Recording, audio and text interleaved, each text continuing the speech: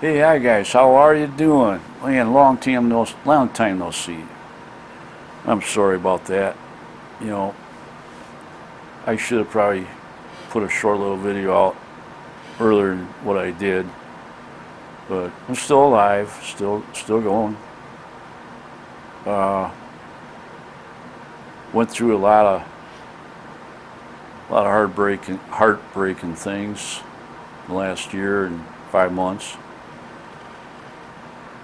Uh, just thought I'd drop by and let you know that everything's good. Everything turned out well. Uh, there's three things I wanted to talk about. Basically, as I didn't promise, but I told you I would do a video on it when the time was right, and now the time is right. The big thing that was holding me up was I was going through a divorce, and you can't really talk much on YouTube about your divorce at the time you're doing it, because it could hurt you in the courtroom. So I didn't talk at all about it. There's some things I did that was hints. I did it through some of the comments, explaining to some of my good supporters I could, pass along that I was going through a divorce. And of course I blocked my wife from making any comments, so that she couldn't see any comments. And I blocked her whole family from seeing the comments. So I was doing a little bit of that, not a lot, but some, and letting people know that I'm going through a divorce. And took a lot out of me. Because I was trying to protect my mobile home, because my mobile home was bought and paid for from my inheritance from my mom and dad when they passed away, and also my investment that I had put aside, that was also from my mom and dad, from the inheritance. And it sounded to me like she wanted to get half of that. So I had to go out on a limb and hire the best lawyer I could find. I hired a corporate type lawyer that was basically involved with a corporation. I don't know if it was good or bad. I know I got nailed with a lot of money. Cost me quite a bit of money to get this divorce done. And I don't know what it cost her. She told me the figures, but I gotta see them to know exactly what she paid. All I know is that her lawyer wasn't any good. The lawyer ended up where she had to fire her lawyer just to get this divorce done, because it was taking way too long. And we should have done it with one lawyer in the first place. It would have been practically hardly any money at all. But it ended up costing both of us a lot of money. So it turned out good. We're still remaining to be friends. Not super friendly, but we're friends.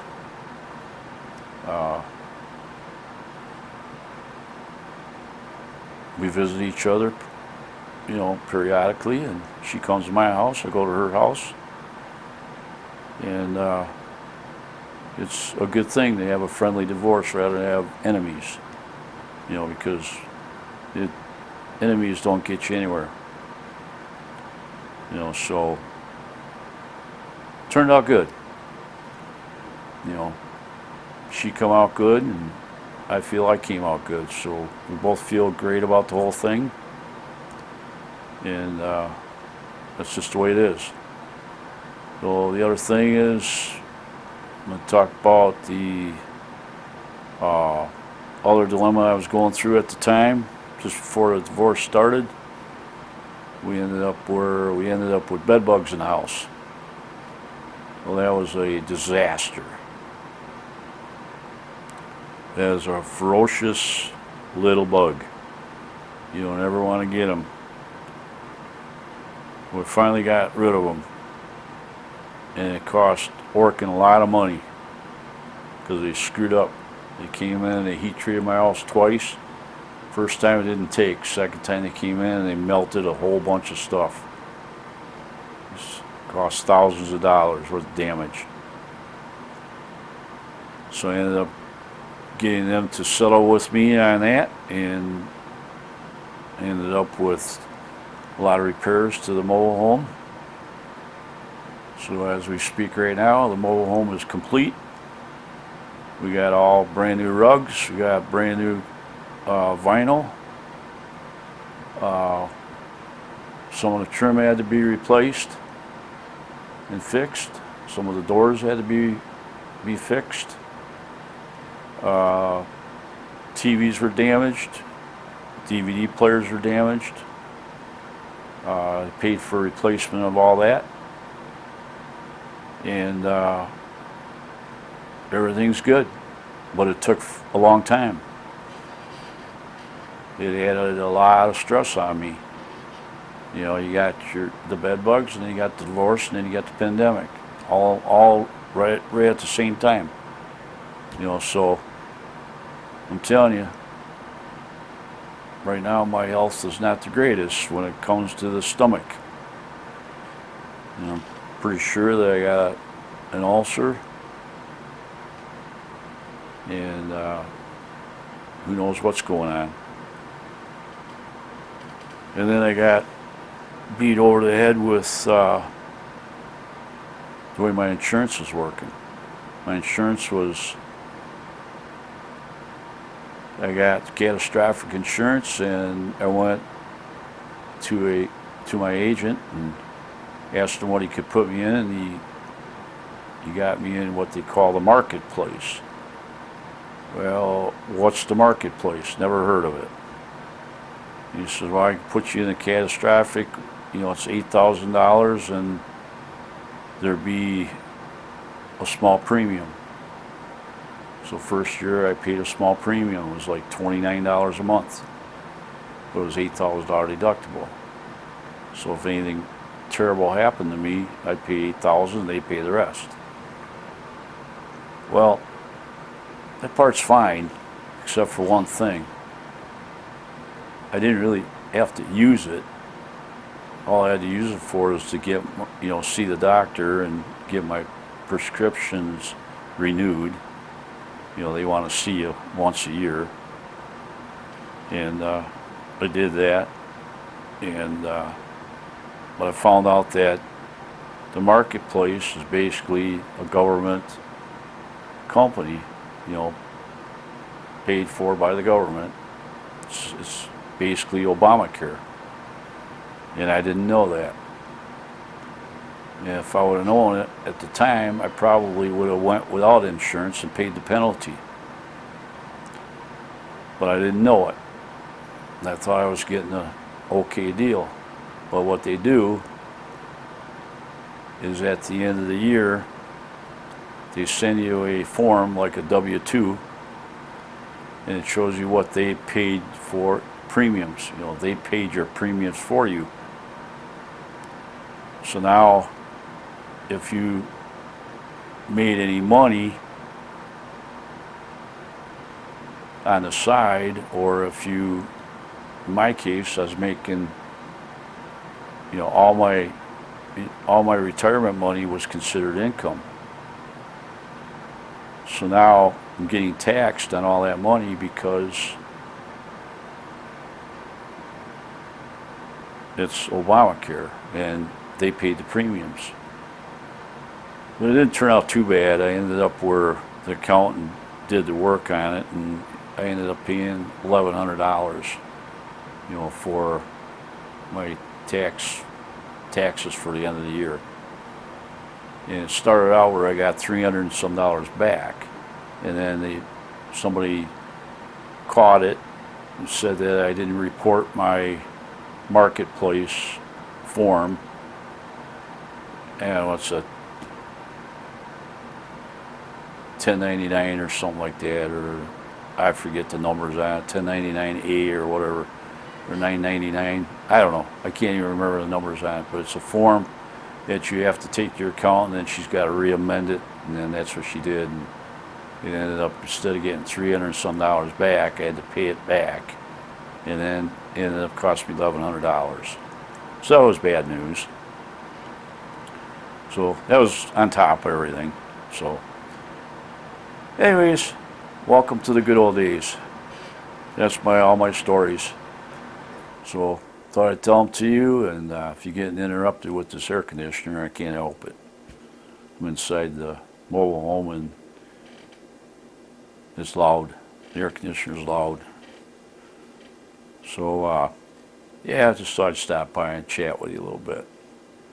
Say hi, and hopefully I can find some videos to film that make it interesting so that you guys don't mind watching them. So I just thought I'd drop by and show you that I'm still alive and kicking, and I'm pretty wore out, you know, year and a half of stress, depression, pretty run down. And you see my eyes are sagging and bagging, you know, age is coming up on me about 100 times faster than it should. And my health ain't the greatest. I'm not eating the greatest because, you know, I'm stuck feeding myself and learning as I go on how to cook, because I never cooked before. But man, I got an air fryer now. I bought a big one so you can grill on it at the same time. I didn't buy one of them round ones. I bought a big one. It's like a size of a microwave. And man, that thing, you can really make some stuff on that if you know what you're doing. You know, you can do chicken wings, you can do hamburgers, you do brats, you can do French fries. You know, you put French fries on the top at the same time you're cooking hamburgers. And French fries to me on there, they're so crispy and crunchy that they taste pretty good for me. So I really like it. And the hamburgers, all the juices, they pretty much stay inside. You know, it's just a wonderful thing. And you don't have the splatter and the grease flying all over, you know. You put them in there, and I don't see any popping going on with the grease or nothing. It's just a real slow cook. You can see the juices kind of, you know, bubbling up a little bit, but not much. When they're all done, it just tastes like a great hamburger. You know, and then there's a lot of things you can make in there. I haven't even got into the instructions yet, so I've been looking it over, and there's a lot of stuff I'm going to have to learn on it. But it beats eating TV dinners, by all means. Makes excellent BLTs. You can toast your toast. You know, you toast your toast on the top, and you put your bacon on there or whatever you want. They'll make that in a little short time. You know, so I really like it. It's the one they advertised on TV, I guess. Emerald Lagasse, that chef that was on the cable channels, and he's promoting that. And I got one of them, and it was pretty reasonable. I didn't do the thing where you pay $49.95 4 payments. I did. I bought it for cash. I found a party that already had one, brand new. They bought 2 by accident. I don't know how they got 2 by accident, but they got 2. And then I ended up getting it for $140, and I paid her cash for it. And box was never opened, and I'm really in love with that thing. That thing is nice. So I was able to not only get that, I ended up with replacing what needed to be replaced, because there was quite a bit of damage done. So I ended up replacing my refrigerator. Had to replace that. And it wasn't because of working, it was just getting wore out, so I got that. You know, washer and dryer's got a little bit of damage done to it, but it still works fine. And I'm not replacing that, you know, but there's a little bit of rippling back where the dials are. You can see the rippling across the back, you know, and then a lot of my TVs that I had in the house, they got a little bit of rippling around the bezel. You know, the TV works fine, you know, so they didn't really destroy the TVs, but there's a lot of other stuff that got hit pretty hard. And so stupid bed bugs. If it wasn't for them, I would never had to go through that. So that was my first dilemma, and added a lot of stress on me there, just for that alone. And then after that, of course, you know what happened after that. So that's about it for today. And I'm going to say it's good to see you guys, but I can't see you. You can see me, but I can't see you. I found out something new that was kind of interesting. I never dreamed it would be possible. But being that this pandemic came on, somebody must have come up with a program real quick called Zoom. I don't know if Zoom was out before the pandemic or what, but Zoom is a program, or not a program, it's a software. Yeah, it's a software program that allows you to have conferences with many, many people.